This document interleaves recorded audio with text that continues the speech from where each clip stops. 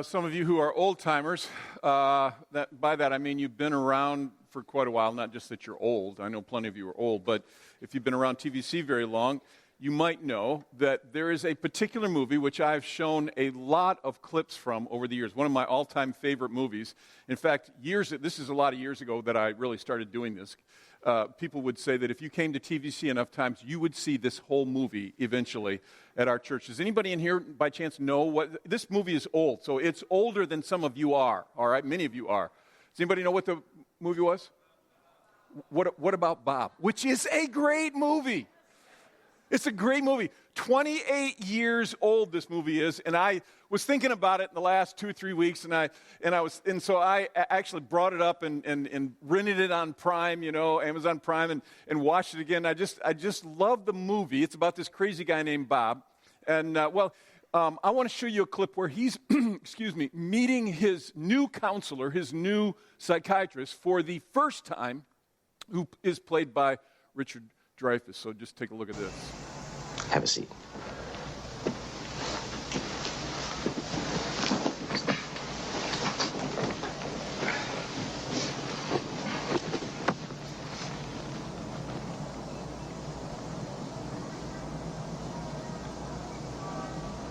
Why don't I start? Huh? The simplest way to put it? I have problems. I worry about diseases, so I have trouble touching things. In public places, it's almost impossible. I have a real big problem moving. Talk about moving. As long as I'm in my apartment, I'm okay. But when I want to go out, I get weird. Talk about weird. Talk about weird. Well, I get dizzy spells, nausea, cold sweats, hot sweats, fever blisters, difficulty breathing, difficulty swallowing, blurred vision, involuntary trembling, dead hands, numb lips, fingernail sensitivity, pelvic discomfort. So the real question is, what is the crisis, Bob? What is it that you are truly afraid of? If you don't love that movie, there's something wrong with you. You got to love it. I mean, the question is great. So the question is, what is the crisis, Bob? What is it that you're afraid of? Well, we know the answer to that. He's crazy. He is like 7 kinds of loony all put together. And I love this movie because it's like, I mean, come on. Fingernail sensitivity, pelvic discomfort. I don't even know what that is for sure. It's crazy. And obviously the guy's nuts. But the reason I love the movie is it puts this sort of wonderful expose on the fact that all of us really are just a little bit crazy, all right? Let's just be honest about this. All of us are just a little bit crazy. And you know this because, like, for example, you know the person sitting next to you is a little bit crazy. In fact, let's just do that. Why don't you just turn to the person next to you and say, I think you're crazier than you think you are, all right? Just go ahead, tell them that right now. You've been wanting to say it.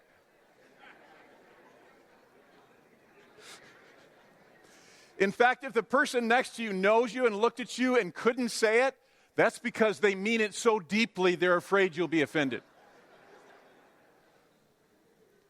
Here's the reality about us. All of us are a little bit crazier than we think we are. And I hope that you said it jokingly to the person next to you, but you were right. You really were right. All of us have a little bit of crazy in us. And in the movie, and again, if you haven't seen it, you should watch it because it's really fun. The psychiatrist, played by Dr. Marvin, played by Richard Dreyfuss, he ends up being obviously just as every bit as crazy as Bob is, but he does ask the right question there. It's a great question. So what is it that you fear? What are you afraid of?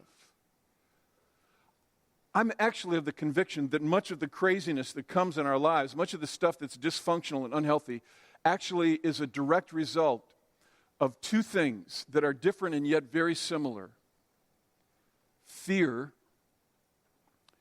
and worry. These things creep into our lives, they become dominant factors, and they absolutely will lead us in the path of destruction if we're not careful. And I know, because there's probably going to be people here, and they're going to say this to me, at some point on the weekend, or they're going to email me about it, and they're going to say, you know what, I really don't worry. I just never worry about stuff, and I'm not really afraid of stuff. And you don't believe them when they say that, and I don't believe them when they say that, because they're lying, all right? Even if they believe that it's true, everybody struggles. Now, I understand it's at different levels. Some people, some of you listening to this, you're champion worriers. You're just like, if you could make money worrying, you would be filthy rich. But other people are much less so. So it comes in levels. I understand that. Different times in different ways. But everybody, all of us, struggle at points in our lives with fear and worry. We worry about, will we have enough? Is this thing going to work out? Am I going to be good enough? What do they think of me? We fear that people might reject us. We fear that things will go bad. The economy will go south. We have all kinds of things that we wrestle with and get stressed over. In fact, fear is so dominant in our culture that I bet most of you at one time or another said to somebody when they're kind of stressed out, and they're talking about how they're worried about this or that, say, it's okay. It's all right to worry. It's normal. Everybody does it. You've probably said that to someone, and you were right. Everybody does it, and it is normal. But I would contend that normal doesn't mean right. Would anybody agree with me on that? Just because, my mom used to say this, just because everybody's doing it doesn't mean it's right, okay? And she was right about that. Just because it's normal, just because everybody kind of struggles with fear and worry, doesn't mean that it's something that we should just accept and say, well, that's just part of life, you just do it and it's okay, and move on with it. No, I actually believe that fear and worry are something that we should actually fight tooth and nail. We should fight this because this is not really what you want in your life. It leads you in a wrong path. It can be destructive. And in fact, if you know about God's encounter with people when Jesus walked the earth, over and over again, when he came in connection with people, he would say words that you'd hear so many times, and this is so many times in the New Testament, he would say words like these: don't be afraid. In fact, let's just say it out loud together. Would you say it with me? Don't be afraid.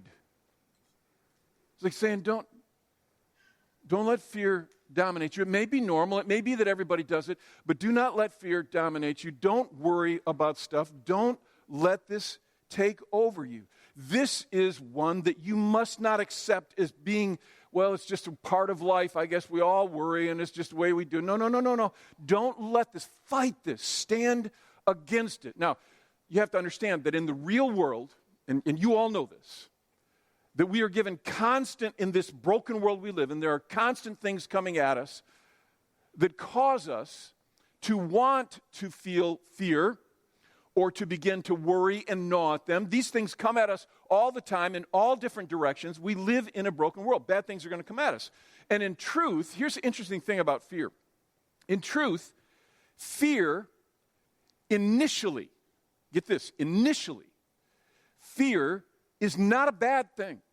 Actually, fear is a basic mechanism for self-defense or for survival, because fear, what it will do is it will heighten your senses and cause you to go, what's going on? For example, you're going to walk across the street and then something in you, maybe you caught something out of the corner of your eye, maybe something else, but something in you goes, what? And you have this jolt of fear and you jump back and zoom, a truck goes by, something happens, and you realize that initial jolt of fear may have actually saved your life.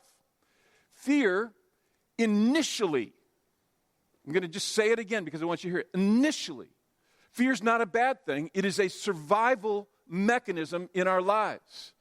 And it's not a bad thing. It can get there, though. Now, I have to tell you that I'm quite comfortable talking about this because I've experienced fear plenty, and I actually have 2 granddaughters who feel that it is their responsibility to at least annually try to instill fear on the inside of me. So every April 1st, of course you know that as April Fool's Day, They plan and map out how they are going to scare the daylights out of me. Now, they do this in cohort with their mother, my daughter Beth, who is somewhat evil. I'm not sure what happened to her in her childhood. We did dedicate her, but something went south somewhere. Anyhow, they map this out. They work this thing out together. And maybe the worst one was, I think it was 2 years ago this happened to me. So we live out in the country, and Beth drove the girls out and dropped them off. We have a longish driveway. It's not huge, but it's a longish driveway where you wouldn't necessarily know somebody's dropping someone off out there. And she dropped the girls off out at the end of the driveway and took off, and they crept down the driveway, snuck around into the garage, got in the back seat of my car, and laid down on the floor, flat, and stayed there. And I don't know how long they had to stay there because Beth gave them plenty of time to do it. And then I was home alone, and so she called me, and she said, hey, Dad, I can't even remember what the request was, but she wanted me to come and help her with something that she needed help with. And so I said, absolutely. I mean, what wouldn't you do for your evil daughter who's about to hurt you? So I grab my jacket, and I run out to the car, and I open the door, and I get in, I grab the key, and I'm going to put it in the slot to turn it on, and those two girls sprang up from the back, and just like that. And I'm ashamed to say, they went, and I went, and all three of us were screaming. It would have been a great YouTube video, I'm telling you. And I may or may not have had to change some clothes after that whole experience. So I can speak about fear a little bit as an initial thing. I told my daughter Beth, I said, I think I'm going to lock myself in a room this year. And she said, you can run, but you can't hide. And I know they're plotting even now. See, here's the thing about fear and worry, is that on the front end, initially, when you have that adrenaline dump and that jolt of electricity that kind of shoots through you, it can act as a way to gear you up for self-defense or to save your life, keep you something dangerous. So it's not a bad thing initially. Where the problem is that fear and worry make horrible long-distance counselors. In fact, they were never meant to be advisors to you on a long-distance basis. They're there for initial survival mechanism, but beyond that, they're not to be used in that way because they bring you to places you don't want to go. What starts to happen when you fear and you let it begin to gnaw and go internal and you begin to worry something and work it over and process it is it causes you stress, it causes you anxiety, this angst, and then eventually can lead to resentment and then to anger and behavior that you don't want in your life. There's a classic example of this in the New Testament where Jesus and his disciples are going to have dinner at the house of friends of theirs named Martha and Mary, two sisters. Now, Martha, I think, was one of these people that wanted everything to just be perfect. You make some assumptions on this, but I think she wanted the meal to be perfect. Why wouldn't she? They were having God for dinner. I think you'd put your best out. Would you agree? The Messiah is coming, and so I'm sure she wanted it to be the best meal ever, and so she's working real hard to prepare it. And I'm also sure that just as all meals that you really want to go perfectly don't go perfectly, it was that way with her. That probably in the preparations, things were going south, they weren't working out like they should, and what made it even worse was her lazy, stinking sister Mary was sitting out at the feet of Jesus listening to Jesus talk. And so Martha, she's worrying about this, she's fretting, it's not going to go well, this is going to be a rotten meal, this stuff's going to be burned, or whatever it is, or undone, or I don't know what the problems were, but the resentment started to build and the anger, and it led her to the place where she behaved, I believe, in ways that she later deeply regretted. This is what happened. She comes out from the kitchen or wherever she was working, and she comes to Jesus, and it said she came to him and she asked, and this really isn't a question, this is more of a statement, Lord, don't you care that my sisters left me to do the work by myself? Really what she's saying is, you obviously don't care.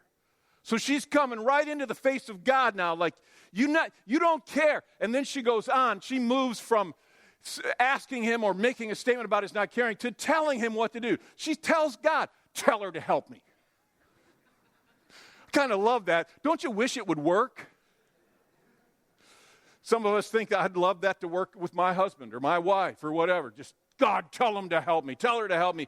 And this is how she behaves. This is so ironic. You look at what happens here. She goes from worrying, being anxious about this isn't going well, things are getting bad, it looks really dark, to resentment and then to anger. And this good woman moves from being a good woman to behaving like a toddler in a very short time. And I'm absolutely convinced it's because of that angst, that fear and worry that rises up on the inside of all of us. It happens to us. It happens. And she became a person I absolutely know that she did not want to be. Listen, this is a little hard for us to hear. I mean, I've already accused you of being a little crazy, so now I'm just going to add to it, all right? This is hard to hear.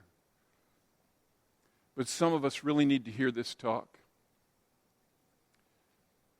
And I'll tell you why, because you keep wondering, why do I keep behaving this way? This is not who I want to be. This is not how I want my life to go. And you hate it, and you wonder why it just keeps happening over and over and over, like you're in this endless feedback loop or something. Why does it keep happening? I can't say for sure what's going on in your life. But I wonder if you may not be stuck in a ditch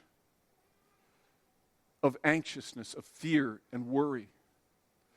And because you are, out of that comes resentment and then anger. And then like Martha, you find yourself behaving and acting in ways that you do not want to be. So the truth is that as, you know, some people talk about it this way, that fear really, and often worry, they come out of what's described as the lizard part of your brain, that part that operates solely on instinct. It's like it's an immediate self-protection, an immediate behavior that lashes out. It's either fight or flight. And what fear and worry do not do for you long-term is they don't tap your soul, out of which you really want to live your life, becoming the person that you want to be. And these two things, fear and worry, inevitably move us towards destruction, damage in our lives of some type. Of course, you already know that. I mean, you already know that. Because you just think back, however long you've been alive. Some of you are 20, some of you are 15, some of you are 55, whatever your age is, you think back over your life, and you tell me how much good has worry done you over the course of your life? How much good has fear done you, except for some maybe initial response which saved your life in some crisis situation? How much has it done for you? I can tell you how much. Nothing. It's done nothing for you. You know that. You know that. It did not work in your life. It does not work. Actually, it did you more harm to worry and fret and fear than it did you good. And of course, the irony is that the vast majority of stuff that you worried about never happened anyhow. Come on, is that true? The vast majority of stuff that you worried about never happened anyhow. And here's the greatest irony. If it did even happen, the worrying about it didn't do you one bit of good. You still had to deal with it just like you would have if you'd have never given it 1 minute of worry. Is that true? You still had to deal with it. Worry does you no good. Fear does you no good. Some people say, well, it's just fear. I can't help it. It just comes in there. You can fight that as it comes as a long-distance counselor telling you how to live. You know, I think Jesus was very clear on this, and I quoted this verse recently. I want to just say it again. This is what Jesus says. It's a rhetorical question. Who of you by worrying can add a single hour to your life? And of course the answer is nobody. Because it doesn't work that way. You cannot do that. It does not work. So, for the rest of our time, what I want to do is I want to speak about how you and I can get unstuck from the ditch of fear and worry. And I'm just going to tell you right up front, this is so much easier to preach than it is to live. I mean, I'm just going to be up here going, you should not worry. And then the sermon will be done. I'll be like, oh, I'm just so worried they rejected me and they didn't like what I said.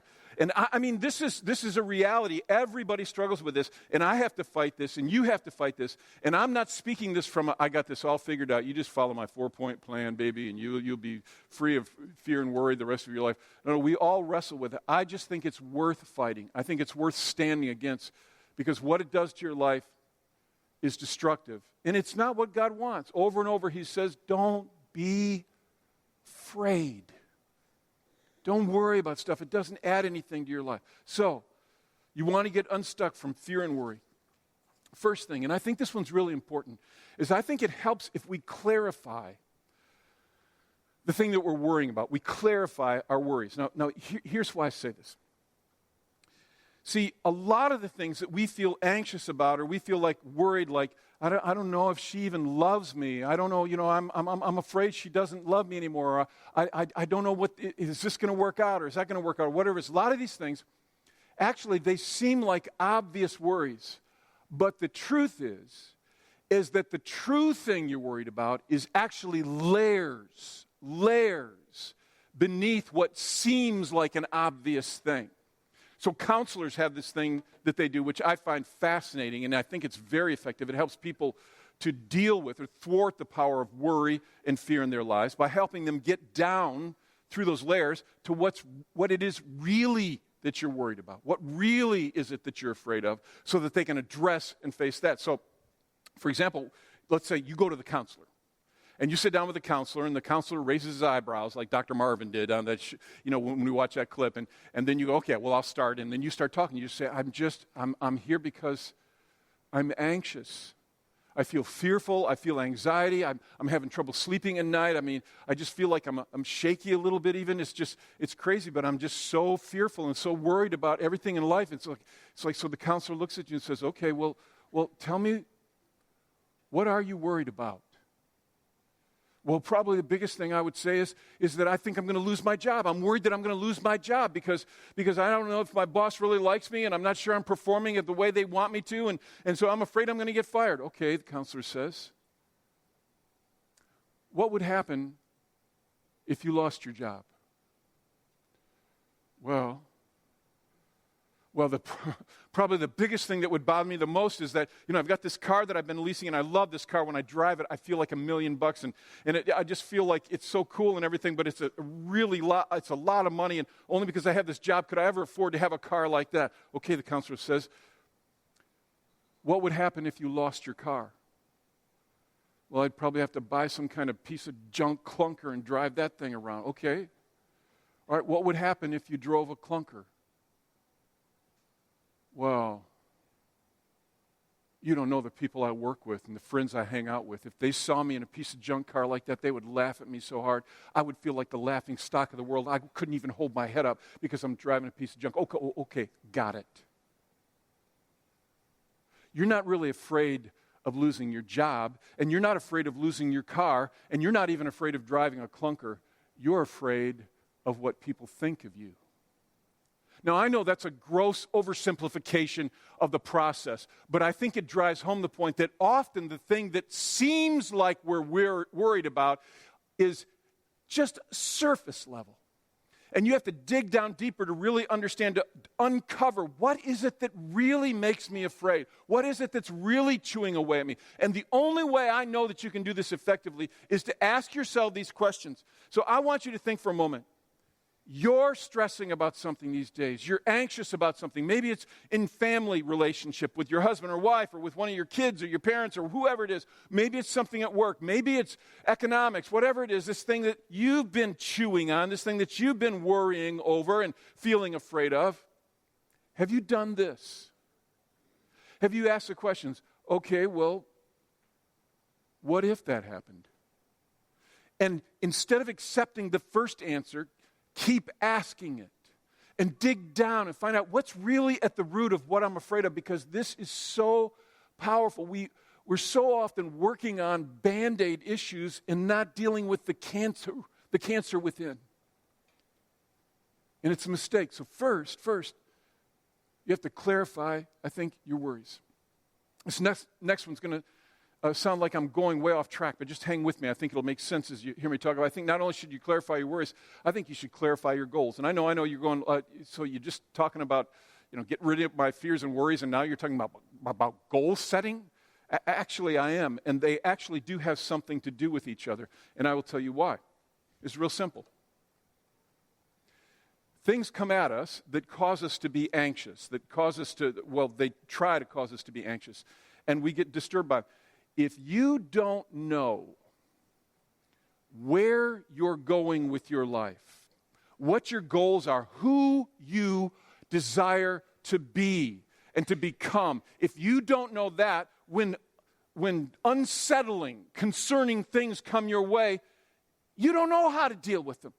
You don't know how to respond to them because you don't know where home base is. You don't know where you're going. You don't know what you're doing. And so fear and worry lodge on the inside of us, and it just digs deeper and deeper down on the inside of us because we don't really even know which way to turn. I think, and I know this sounds remedial, and some of you are like, dude, whatever, but I hope you can hear this. I think we miss it in this area. I think that we need to clarify, who is it I want to become? Really? And what does that really look like? Clarify. What does a win look like when I'm doing that? So often you say to people, well, what do you want your life to be? What do you want? And people will respond this way. They'll be like, well, I just want to, I want to be a good person and I want to be happy. Well, of course you do. Everybody does. That's just easy. And yet often that's what people will respond. I want to be a good person. I want to be happy. Well, what does that mean? What does it look like if you were to be a good person? What does it look like if you were to experience joy in an ongoing way? Who do you want to be? Many times people ask a question like, what are your priorities? What are the things most important in your life? Who do you want to be? And we answer with cliche things we've heard somebody else say, like, what's most important to me? Okay. And then we come up with lists like here's one, you've seen it, everybody's seen it. It's like, okay, well, I know because I'm a Christian, God has to be first, and then, and I know family's important, so family would be second, and then after that would be work and everything else. And we make statements like that. We say, well, God's first, family second, work's third, blah, blah, blah, blah, blah, and everything on beyond that. But if you don't know what this really looks like, if you don't know what it looks like to have God first place in your life, if you don't know what it looks like to live and walk out who you are when family is a massive priority in your life, if you don't understand how those actually come to pass by clarifying them, what almost inevitably will end up happening is that this thing will be turned upside down so that it ends up looking like first is work. Because that's the most demanding thing in your life, and that's the thing where you spend so much of your waking time, and so work becomes all-consuming you. And then often, because that work is so consuming, there are many things in between family and God, like I need the time to get away, so I got to go hunting. I just lost all the guys right there, but you might use that, or it might be shopping, or it might be whatever it is. And then somewhere down the line comes family, and then come God. See, what happens really, and this is a crazy thing, this is how it works though, is we get so far away from what we say our priorities are in our daily lives because we've never clarified them. And I just want to ask you again, and I'm just asking you to think about it.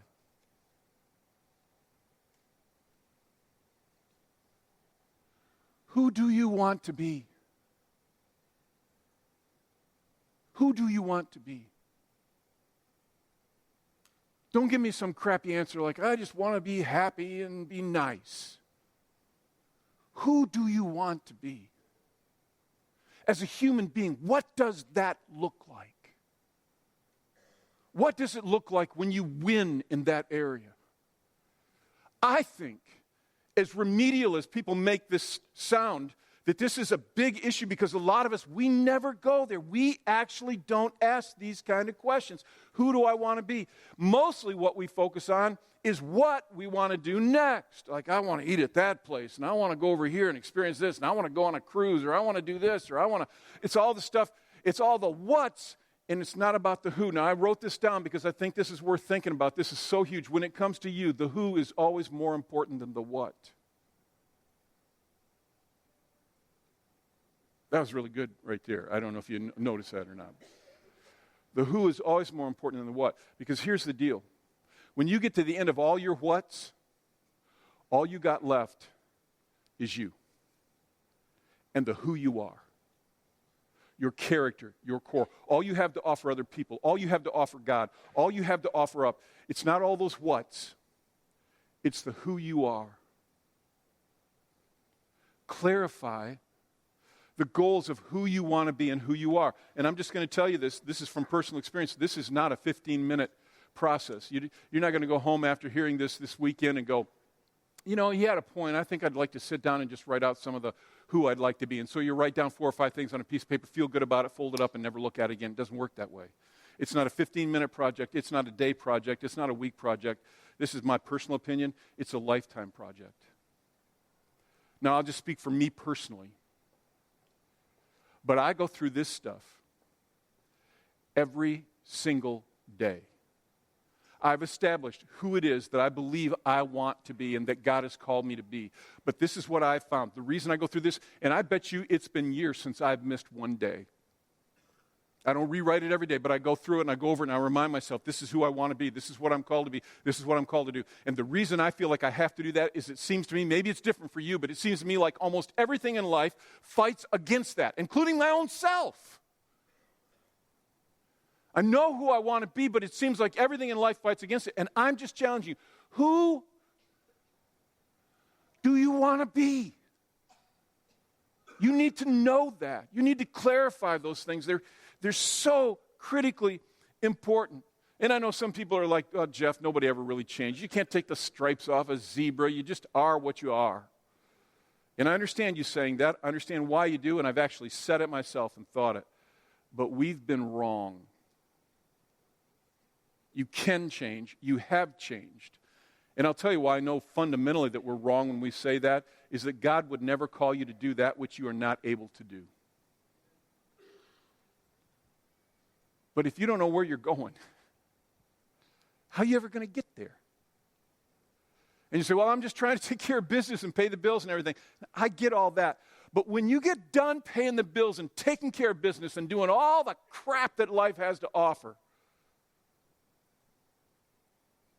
who are you? And are you being the person that you want to be? I think you have to go over this stuff regularly. Clarify your worries, clarify your goals. Third thing, then, I think if you're going to clarify your goals, then you have to come back to this. I have to make sure that I'm engaging on my goals. So here's the deal. I think sometimes we're not asking ourselves important questions. All businesses annually are going to do some type of inventory because I think they're responsible to do that for government to make sure that, what they have, they pay taxes on or whatever. But you have to do an inventory.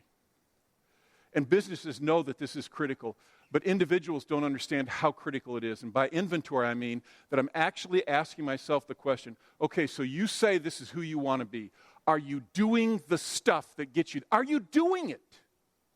Are you actually doing it?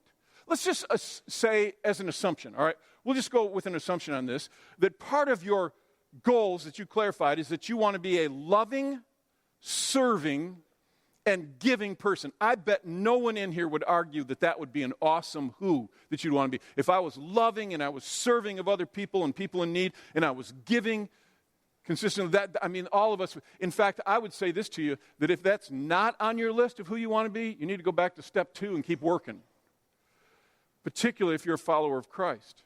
Now, I know some of you may not be. Somebody asks you to join them, come to church, and you're like, I don't even know what I think about all this, and I get that, but if you're a follower of Jesus, I mean, he makes this crystal clear. Love's right at the top. At one point he was asked, what's the most important commandment? Of all the religious commandments, what really matters? And this is what he responded by saying, he responded with this. He said, love the Lord your God with all your heart, with all your soul, and with all your mind. He says, this is the first and most important command. But then he does something that was unexpected to the people who were listening. He said, and the second command is like the first. You love your neighbor as you love yourself. What's remarkable about this is that Jesus basically took the command that everybody understood. First, God is most important, he says, but then now I'm going to elevate this. The second is like the first. It's right up there. And that is, you love God and you love people. And nothing in your life matters more than that. If you are trying to follow God, you are going to seek to be a loving, serving, giving person. So you got to ask the question, am I actually doing it? I mean, is it even happening? Am I a person who's doing this stuff? For example, if you say, I want to be a giving person. I talked about this last weekend for those of you here. It's kind of just a reminder, but I said, this is something I've learned in decades of ministry, that if I were to say, how many of you believe giving is healthy, and it's healthy for you, it's healthy for your community, it's healthy for the world, I bet 100% of the hands would go up. But what I've learned is that not very many of those people who lifted their hands actually give with any consistency in their life. Once in a while, they'll give a little bit here, they'll give a little bit there, but they're not committed to living a life of actually giving consistently. This is why we throw out this 3-month tithe challenge. Again, not because we're trying to soak money out of you, and my challenge would be, if you think we're trying to get your money, do it somewhere else. But if you say you want to be a person who is loving and serving and giving, then be a giver. And ask yourself, am I actually doing it? If you want to be a person who's loving and serving and giving, be a person who's serving. Find some way to serve. There's so many different ways, but if you're not serving, if it's not happening, if it's just you taking care of your own little group, your people, and nobody else, you're not really serving. You're serving some of them, but you're not serving in a larger context. Serve in your community. If you're part of a church family, serve there. If you go to TVC, serve. Just serve. Find a way. It doesn't have to be all-consuming, but serve in some way. Maybe it's with guest services or youth ministry or kids ministry, or maybe it's signing up for some of the compassion events we have going, or maybe it's helping out with our Delton campuses. We're trying to get this thing finished. You guys know how far we are along? It's so exciting to me. Got just a little video footage I'll show you here of this. We built this. This has been built almost exclusively by volunteers, people who are serving. We got the building up, the walls up. It's drywalled for the most part. The drywall, much of it's finished, but a lot of it's not. There's still a ton of work left to do there. And this is something you could get engaged on. I mean, it's so cool to see what God is doing there, because this has been done by people who are serving. And I'm just challenging you, be a person who serves. Engage. And I know I say this all the time, and I'm just going to say it again. This is why I think life groups are so powerful, because life groups can help you stay on the path. I would say this about the group of guys that I meet with on a weekly basis, is that we encourage each other to go down the path that we say we want to go down, but everything seems to lead us away from. It encourages us in that way. It's not a fix-all, but it's such a powerful thing. So you have to engage in your goals. So clarify your worries, clarify your goals, engage your goals, and then the last one is just pretty obvious, and that is, in the end, when you have something that you're fearful of, you have to trust God. You just have to trust God. Here's the truth. Either there is a God who loves you and who will help you, or that isn't true. I mean, it's just one of those two things. There either is a God who loves you, who will help you, or that particular thing is true. You say, well, I believe it's this way, whatever. But either this is true or it's not true. And you decide. If you believe there's a God, if you believe he loves you, if you believe he'll help you, then you should trust him. Amen? You should trust him that he will take care of you. I love this way that Peter writes this in 1 Peter 5:7. He says, give all your worries and cares to God, because he cares about you, because he'll take care of you. You just give that to him. And whatever happens, all the stuff that happens in your life, I say this about movies. Movies have cool starts that draw you in. They have these awesome endings usually, that uplift you and everything. But everything in between, all that drama in between, sometimes feels overwhelming. Sometimes I feel like a movie would be just as good 45 minutes shorter if they just took some of that junk in the middle out and just brought the beginning and the ending and a little bit in the middle. But that's not real life. Real life is always the drama in the middle. And what Christ followers have to remember is we're in the drama in the middle, but there is an end because there is a God, and we win no matter what happens. Amen? We win no matter what happens, so trust God.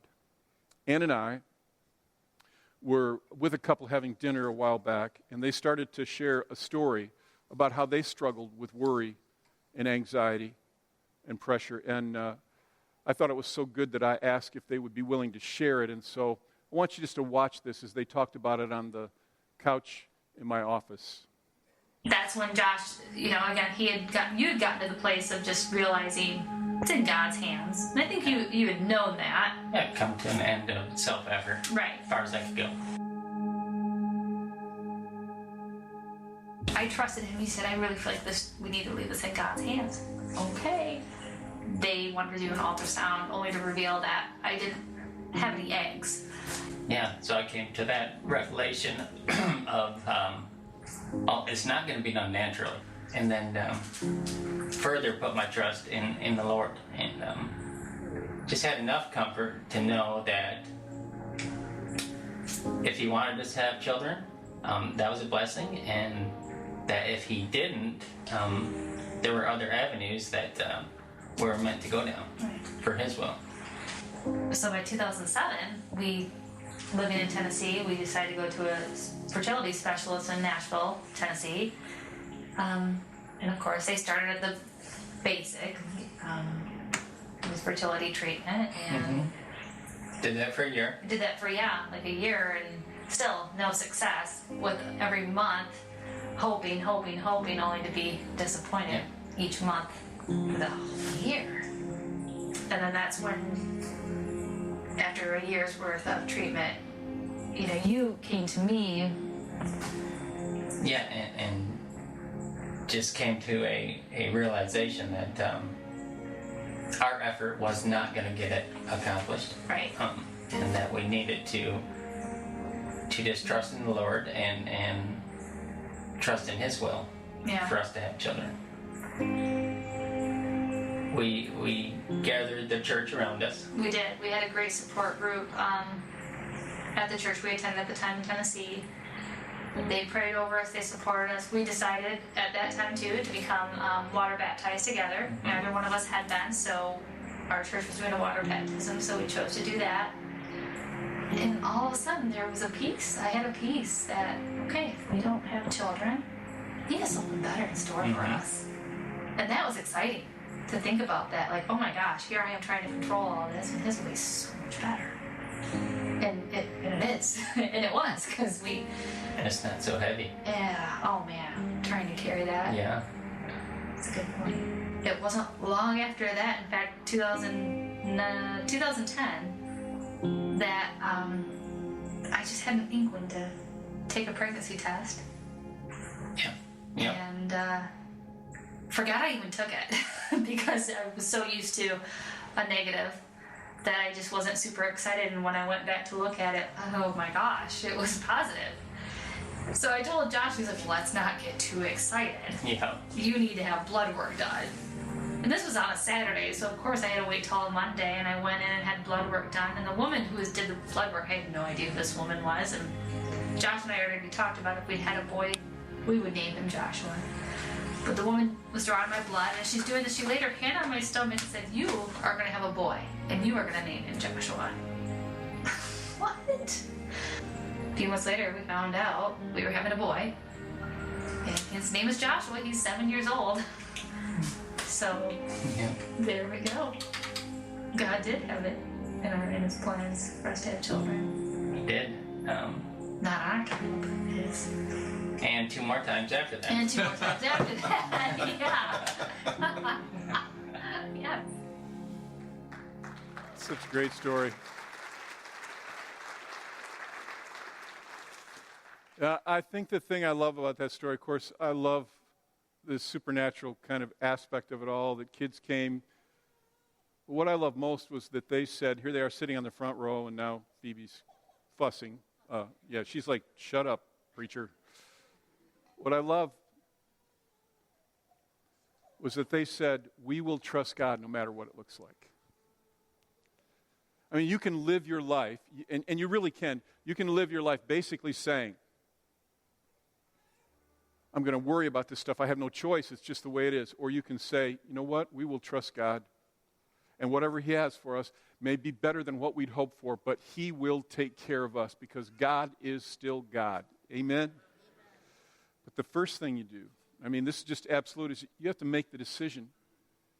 Am I all in for God? And I just wonder, and I'm not going to push on this hard, but I just wonder, maybe are there some people here, maybe watching online, and you'd honestly say, I don't think I'm all in for God. Maybe you had some time when you were serious about trying to follow Him, but you've wandered far away from that. Or maybe you never took that step across the line of faith and said, I'm all in for God. You know, it's not complicated. It's just you opening your heart up and saying, I believe in you, Jesus. I'm asking you to come in and take charge of my life. You don't have to have it all figured out. You don't have to understand it. But you take that step. You come in. I'm asking you to come in, Jesus, and take charge of my life. So would you bow your heads, please, and close your eyes? And this is the deal. This is really, honestly, this is what we say. We will not make you stand up. We will not embarrass you. We will not push you in any way. We won't tackle you on the way out. But if you haven't made that decision, or you need to get right with God, you need to come back to God, I would love to pray with you where you're seated. And while heads are bowed and eyes are closed, just for anonymity, if that's you, if you want to just lift your hand and make eye contact with me, we'll pray in just a moment. Just lift your hand up. Okay, sir, thank you. Who else? If that's you, just lift your hand up and say, that's me. All right, here, back there, right there. Right there. Awesome. Okay, that's awesome. Anybody else? If I missed you, just wave your hand at me. All right, sir. That's awesome. Over here. All right. Great. Anybody else? Real quick. Heads bowed, eyes closed. You say, I need to get right with God. I am far from God, and I need to give him my life or come back to him. Okay. All right. All right. Cool. All right, while heads are bowed and eyes are closed, those of you who lifted your hand, you have to pray this. It's something you have to do, but it's so simple. Inside, you can do it quietly. Just talk to God right now and just say, Jesus, I believe in you. Just tell him, I believe in you. And I ask you to come in and take charge of my life. Just pray that. I ask you to come in and take charge of my life. I give you my heart. Tell him, I give you my heart. And it really is that simple. This is a first step of many that you're taking, but that is a critical step. I give you my heart. Come in, take charge of my life. And for every person who prayed that prayer, whether they lifted their hand or not, God, now we pray that they would become increasingly aware of you in the days and weeks and months to come, and that they would experience that relationship where they walk with you and know that you are walking with them. And may they be filled and full of your Holy Spirit. May they know you powerfully. And all the rest of us just say, because people make decisions for God, yay, God. We're so thankful to be a part of that. Yay, God. Yay, God. Yay, God. All right, let's stand to our feet and we'll close with prayer, and I'll shut up, all right? So let me just send you with a blessing. May you go with an awareness that you do not have to live with ongoing fear and worry. That you can live with a sense of God's peace. You can live with a sense of God's joy. You can live with a confidence that after the end of all the drama in between, God is still God and he will take care of you. May you go with his peace and joy. In Jesus' name, let's say together, amen. Amen. We'll have people in front who'd love to pray with you. You're dismissed.